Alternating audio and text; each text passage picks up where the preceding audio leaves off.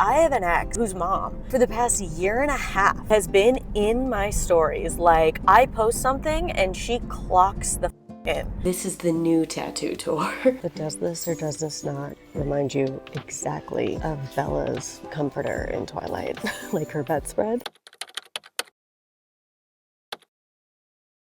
Well, hello, I'm Erica. I am Odd. Oh, my door's not shut. There we go. Okay, we have gas, we have snacks, we have money, dollars for the lovely artist. Good to go. Let's try talking at a normal rate with these microphones on. Like last time I was talking loud because my old microphones, you kind of did have to talk loud for them to pick up. And these ones are not so much, I guess. So I'm speaking at a level that I think I wouldn't even really talk at to like the person next to me. We're going to get tattoos today, baby. I'm gonna be honest with you guys, it's been a rough day. It's been a rough day, but I'm okay. Shall always be okay. I'm definitely feeling Mercury retrograde. There's a blizzard that hit pretty much my whole state and the whole Midwest. We get those every like few years, those late March blizzards. All morning I was literally like, I don't know if I'm gonna make this appointment, because if they haven't done the roads, how the am I gonna get there safely? And I don't want him risking his life. I don't want me risking my life. Always be rescheduled. And the roads are perfectly clear and salted.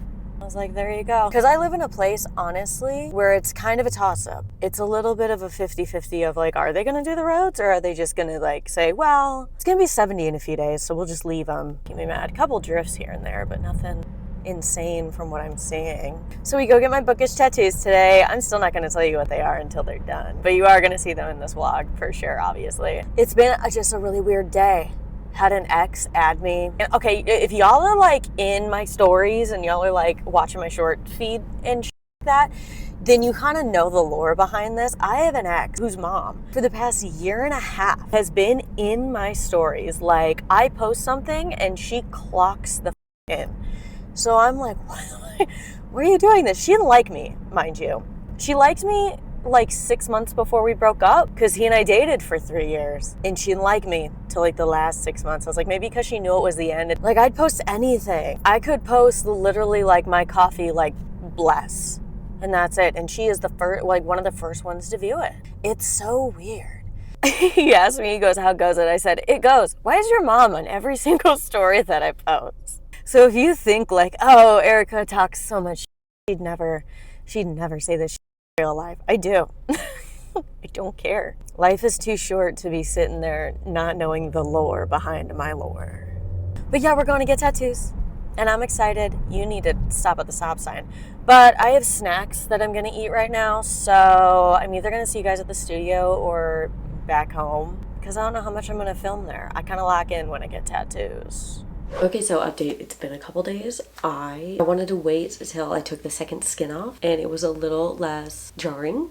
But also I realized something. Like in the last video, I was like, oh, I'm gonna do a tattoo tour. I've done them. I know I've done them at least once, like a few years ago. I think when I turned 25 and I got the tattoo on my ribs, I did a tattoo tour. So I'm not gonna do a full tattoo tour again, because that is already up, and I feel like I have not added enough to warrant a brand new one. I only have 4 new ones, and you're gonna see them today. This is the new tattoo tour. Here are the new tattoos. So let's start over here, right? Shall we? There we go. I have my little ghost down here, right?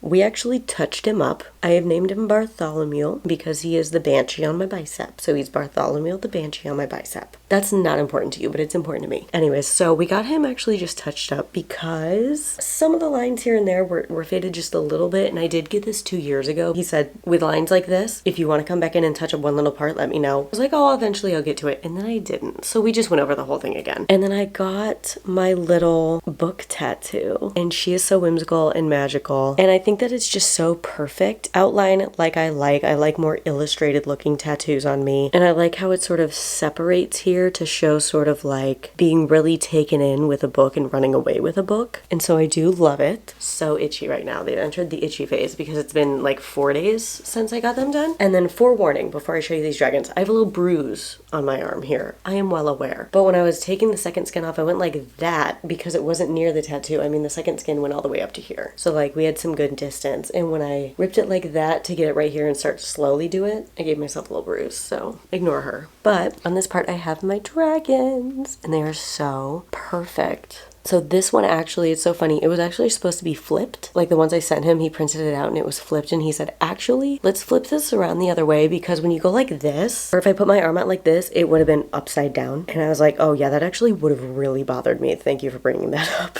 He's a really good artist. So we ended up flipping this guy the right way. So no matter like how my arm is moving, it looks like he's sort of just chasing the other guy there. And then we have the full wingspan little fella. I haven't named them yet. I feel like Taryn and Sigale is obvious, and so I didn't want to do that. Also, I know what everybody's thinking. Erica, your favorite book, Fourth Wing. You got Fourth Wing tattoos. Yes and no. Here's why. I love dragons. I have loved dragons my entire life. I sought out cartoons with them in them as a kid. As a teenager, I loved all the dragons and all the movies that were coming out, and they have always just been my favorite mythical creature. And so because I want to do more of like a fantasy theme over here and maybe like a romantasy theme over here as I just add tattoos to the collection of my life. If it makes you feel better to think that this is solely a Fourth Wing tattoo, you can do that, but it's not. It just represents my love of dragons and mythical creatures and fantasy worlds. Look at the attention to detail. Like, and what we did too is you'll see little like wispies on the wings, and we added those little details in just a single needle flick so that we said, we're like, hey, we don't want to add too many lines because what if like it spreads just a little bit more and then it looks a little bit murky. He said, let's do single needle flips because the only thing that'll happen with that is they will fade. So then in like 5 years or 10 years, if you're looking at your dragons, you're like, oh, I want a little bit more like detail in them. You can go in and add more detail. But like, I think that all of these turn out so beautifully. My artist is such a good artist and he's so honest. That's why I go to him, because like I have 2 tattoos on my ankle that haven't blown out. The spot that I got them does make them blur more than any other spot really. And he didn't do those. He did fix one when I had it done by somebody else. And he added more like jewels to it and fixed it. But however, he was like, just so you know, these lines are all eventually going to blur. It's such a life, but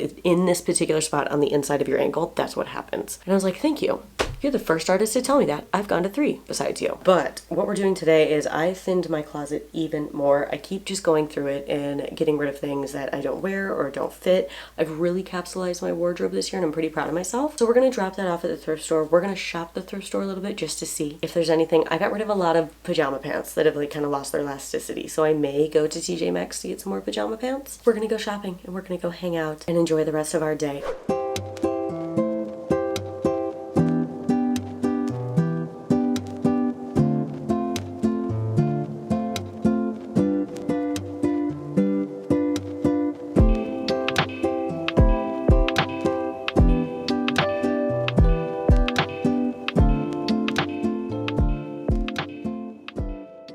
Okay, I'm not gonna get it, but does this or does this not remind you exactly of Bella's comforter in Twilight? Like her bedspread? Are you kidding? It's like, it's the exact, I don't even know if it's picking up properly on camera. I hope it is, but it is the exact same color. The purple bedspread with the blue hue over it from the first movie. It just stopped me dead in my tracks. Okay, what do we have? Sometimes they have really good stuff and sometimes they don't. Ooh, the maze. Ooh, they do have Lucy Folly. I feel like I see The Woman in Cabin 10 in every single thrift store I go to. Like, there's always a copy for some reason. Like, is this a sign that it's bad or is this a sign that I should read it? Okay, let's look at shoes. I have enough shoes to be clear, but I don't have those. I never have an issue having shoes just because as an adult, you never outgrow shoes. So they're always gonna fit. And these are sort of like a classic autumn boot. Let me look these up really quick. These are $300 boot that I will be getting for a whopping $9. Maybe even cheaper because I do have a coupon. Also, I can wear this with so many outfits because you know I'm such a fall girl. I do love these, but I don't feel I would ever wear them. I think this is the best look that we're gonna find. So I'm gonna go check out. It's the next day. After thrift shopping, I came home and just kind of like power cleaned and zoned out, and then I was really tired, so here we are. I gotta edit this video today, so I want to wrap up with some of the books I've read lately. I was wanting to tell you guys about that yesterday, but I never got to it. I just got up, I made my coffee, but I have book club today, so on top of editing this video, I gotta finish the book to go to book club. I only have a couple hours left, and I listen to audiobooks at 2.5 speed. This was a debate I had recently with my best friends that you saw in the last vlog. Not a debate, but like they saw my reading speed and got distressed. That's how fast you listen to an audiobook, which is fair because 2.5 I feel is a lot. I sit comfortably at 1.8 to 2.5 playback speed depending depending on the narrator. So this week, actually, during this vlog, I finished Margot's Got Money Troubles and The Surrogate by Frida McFadden. I'm trying to slowly work my way through Frida's works now that I've been like encapsulated by her. I'm gonna get into it in the reading wrap up, but this one was not my favorite. I made this. It's the dumbest cup in the world, but it's when I first got my Cricut Joy and I had a bunch of these cups sitting around. I was like, I want to make some fun stuff, and I'm gonna make another Twilight one. Make no mistake, I'm gonna make like a bookish Twilight one. I just have to get the vinyl. Maybe I'll get that today. Maybe I'll pick up some red vinyl today. The last book I did read this week is Margot's Got Money Troubles. I listened to it because Elle Fanning reads it. It's on Hoopla. It's at least on my Hoopla. I don't know if it's on your Hoopla. That's between you and your library. I really enjoyed it. Again, gonna get into it in the wrap up, but if I had to recommend a book to you this week to listen to, because I know it's becoming an Apple series. I don't have Apple TV, so I'll wait till it's like done and then they sell it to somebody else. I love the casting for that show. After listening to the book, yes, Elle Fanning reads this, so obviously I could picture her as Margot, but like Nick Offerman as Jinx, I don't think anybody else could have been cast. Maybe the guy that plays Drax. I forget his name. I'm so sorry to that man. But the guy who plays Drax in Guardians of the Galaxy, he could definitely play Jinx. He might be the only other one. But like, to carry the sense of humor and the depth of Jinx, I think that Nick Offerman is the only person that can carry that role. And Michelle Pfeiffer. Ah, I love that woman. I just love Michelle Pfeiffer. I loved her as Catwoman. I loved her as Miss Baltimore Crabs. Hairspray is my favorite musical. Now I Know Where I've Been is gonna be stuck in my head all day. Queen Latifah, cry every time I hear her sing it. Michelle Pfeiffer is just so naturally funny and gorgeous, but just so naturally funny and has such a natural air about her. But she also has this structured face in a way that she can turn herself into a very kind of like volatile or holier than thou person. And I think that really fits Margot's mother of like this woman who's constantly trying to seem like she has it together when really she has nothing together. Her ducks are not in a row. Her ducks are in the pond. Some are flying to Canada. One of them's just in the road. She's chasing it. I feel that this is going to be such a good show. All of these shows that I talk about, they have no idea who I am, but like, I think that they're gonna crush these roles. I'm excited for it. So if I had to recommend a book to you, I would say Margot's Got Money Troubles, just so then like if you do have Apple TV, you can just start the series right away. But that is it for today's video. That is everything that happened this week. Thank you for hanging out with me. I hope that you guys enjoyed this video. Let me know what audiobooks you're listening to or reading this week, and I will see you guys in the next video. Bye guys.